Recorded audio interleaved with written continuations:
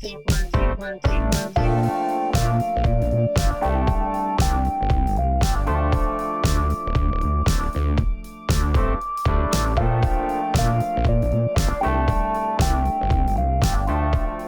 Tokyo, my dear friends. This is Daisuke, and I very much hope that this video finds you well and in very good spirits wherever you are in the world.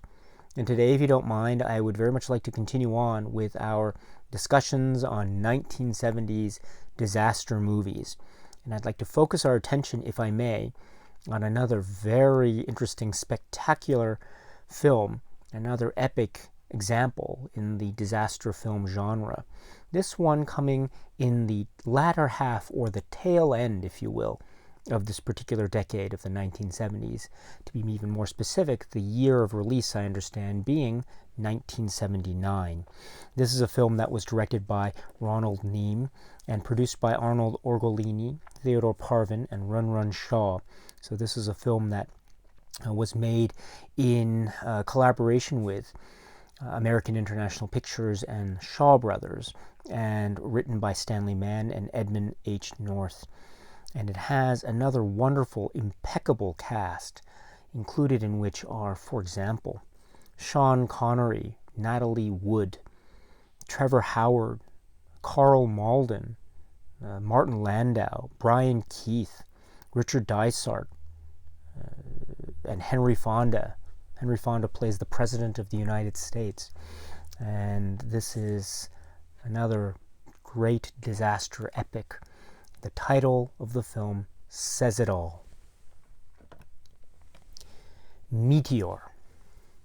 The film Meteor is essentially about a meteor that is on a collision course for Earth. So it's flying through space, and it causes a certain degree of destruction and carnage along the way, both in space and also on Earth prior to impact, because not only do we have this large meteor whose impact will likely cause total catastrophic world destruction, but alongside this large meteor that is hurtling its way through space towards Earth, we also have various fragments, projectile meteorites that are smaller, but they impact Earth ahead of the estimated time of impact of the larger meteor. So we have the large meteor and the smaller meteorites. And these smaller meteorites do impact various parts of the world, and we do see the extent of the damage and the carnage and destruction of various sorts and degrees with each of these impacts around the world.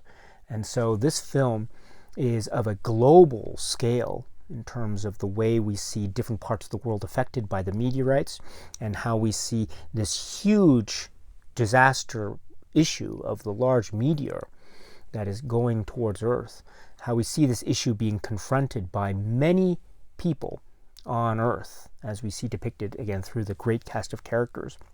And it has an international dimension, because not only do we have the military and the scientific community trying to work together to reach some kind of solution, but we also have U.S. and Soviet relations on display within the cinematic landscape of this disaster film Meteor. In other words, the idea or concept of détente amid the tensions of the Cold War in the 1970s. This is key to trying to find some kind of solution, a jointly reached solution, in order to protect the world and avert certain or almost certain disaster. Will they succeed? Will they fail? You have to watch the film to find out. This is the film Meteor. So in that general assessment or very brief description of the plot or story structure of the film Meteor, I think there's already a sense of the epic scope and nature of this. This is a world film, and there are so many points of the world that are being affected. And I think the film does a really admirable job, of doing its best to try to depict this and get a sense of this. Of course, this film is maybe considered in certain critical circles as not being, say, a perfect film, or not necessarily being a critical masterpiece. And I get those assessments, because there are some aspects of the film that might be said to be a little bit campy or a little bit ropey. While there are a lot of special effects sequences, a number of them I think are quite effective because they involve different aspects of various disasters that are manifest on Earth. For example, avalanches, floods, tsunamis, certain underground layer type of destructive aspects, as well as space scenes and explosions and the like. So some of these special effects sequences I think hold up very well even now. Others perhaps maybe arguably not so much, but that's I think a product of the times. And also there is a certain charm and there's a certain sense of cinematic earnestness, if you will, when one watches these scenes, or at least when I watch them. I feel like at least there's an attempt at trying to create some kind of movie magic. Does it succeed when compared, say, to modern standards? Maybe yes, maybe no. But I think here it's in the effort, especially when we're considering some of the so-called maybe more less believable special effects, so to speak. Still, the disaster sequences are quite epic and very effective, and a lot of times they are very frightening, and they are sudden bursts and rushes of violence and destruction. And there are many, because we see not just one type of disaster, but many types of disaster: fire, flood, avalanche, and all surrounded by this main disaster of the huge meteor that is, as I say, hurtling itself towards the Earth. And so there is a kind of variety pack feel, if you will, in terms of this disaster film. And I think that makes sense too, because it is coming, as I say, at the tail end of the decade, 1979. And so in this variety pack type of presentation of the various disasters that confront the characters that we meet along the way, I think this feels almost like greatest hits, or an attempt at being a type of greatest hits when it comes to the films of the 1970s in this particular genre. So we get a little bit of Avalanche, a little bit of, say, Earthquake, or a little bit of maybe the Towering Inferno, at least in terms of trying to get through a certain set of architectural designs that among the rubble, etc. And that type of feel, I think, is very much consistent, say, with the time in which this film comes in. It does come at the tail end, and so it's a greatest hits feel. It also feels like a little bit of everything in terms of the genre examples of the past. It also feels in that way type of kind of like a last hurrah of the 1970s disaster movies. That's not to say that this is the last disaster film ever made. Of course it's not. There will be many other examples of disaster films that will be made in the 80s and beyond. And perhaps there might be something of a type of return, if you will, of the popularity of the disaster film when you get into the 1990s, for example.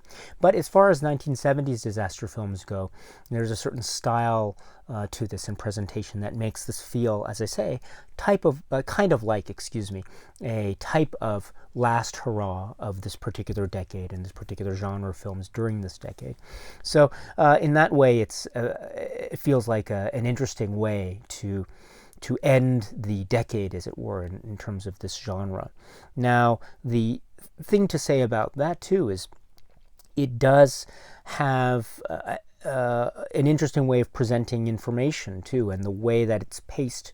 There are moments where it feels very kinetic and very fast-paced because of the heightened sense of spectacle in the action. There's moments of destruction that are very shocking and quite devastating when we see the consequences, and also who ends up living and who ends up not living, and that becomes a very dramatic, suspenseful thing, which is part of the disaster film genre writ large. I think those scenes are presented quite effectively. And then there are other scenes where perhaps the pacing might not be as, say, to the same degree of kinetic energy and fast-paced nature as some of those action scenes. In other words, there are scenes that have a slower, perhaps more methodical pace to them. There are a lot of scenes involving discussions between and among various characters, like committee meetings, maybe arguments, ways to maybe have certain debates as to what exactly the situation is and how exactly to tackle and deal with this particular threat. And there's a lot of this stuff of people trying to work things out, get over their particular personal gripes and struggles, and trying to get to the bottom and work together and reach some kind of conclusion. So there's all this drama between various rivals or fights that ultimately those character arcs, I think, resolve in a way that try ultimately to suggest that the characters are all on the same page. Everyone is in the same boat, as it were, because they all need to work together in order to reach a mutual goal of protecting the world, which they all inhabit. And so there's this interesting way in that context that various character arcs are resolved, I would say, in a very general way. For example, the Karl Malden character and the Martin Landau character have an interesting chemistry that is resolved in a certain way that is very touching and very moving and very quiet, relatively speaking. And there's nothing wrong with that. In fact, quite the opposite. It's very strong in terms of how these character beats are presented and ultimately resolved within the running time. And this is an example, I think, of where the film has fast bits and maybe slower bits. And that's not to say that the slower bits are in any way weaker. It just gives the room for the characters to breathe a little bit and to get to know each other. I mean, there are moments where the characters are under a lot of pressure because there is a fixed period of time before the estimated time of impact of the meteor. And yet still there is some, while people are under stress and they're in a kind of operations center and they're working together, there's still shots of people exhausted that they have to sleep, or maybe there's a little bit of downtime. And so, for example, the Sean Connery character and Natalie Wood character sit down and just talk about each other and just get to know a little bit about each other. And so there are these moments that are, again, the quieter moments. Now, for some people, maybe that might feel like a little bit of a type of inconsistency of pacing. There's some real fast moments, and then suddenly some very slow moments, and then some fast moments, and then some slow moments. For some, that might feel a little bit imbalanced. And so if you feel that way, I can certainly understand that perspective. However, another way perhaps to look at that is, as I say, we have the action set pieces that are combined with the character moments. And I think the character moments help us, the viewer, to get to know a little bit, or a lot, in fact, about who these characters are and where they come from.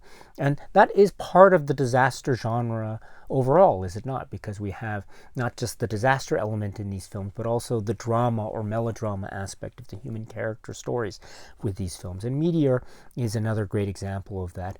Will it work for everyone? I don't think so, and it doesn't have to.